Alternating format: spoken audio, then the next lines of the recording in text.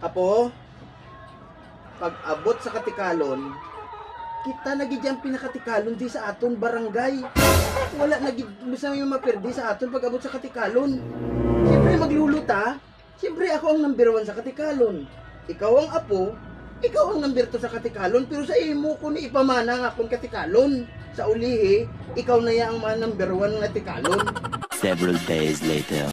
Lolo, may bago sa ilo sa Piyak Balay, Katikalon ba sa aton? Lahat di ba na? Ano na ginahambal mo? Wala na may mastikalon pa sa aton, di. Sino na ako? Kadto ang tamla kay hagadon ta siya patikal-tikal ang tawon ta kung mapirdi niya ta. Nakata. Tingnan to. Mastikalon pa na siya sa aton, ha?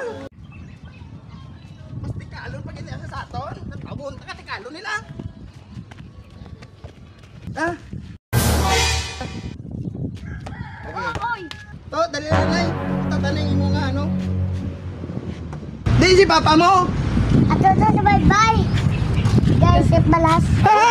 Kaisip ko nung balas ang tatay niya sa mga baybay. Abaw, perte pag ginigani katikalon sila. Di tanim masarangan na po kay lantawa bala ka gamay nga bata. Gaisip ko nung sang balas ang iya tatay. Ulita mas tikalon pag ginagani sila. Seles!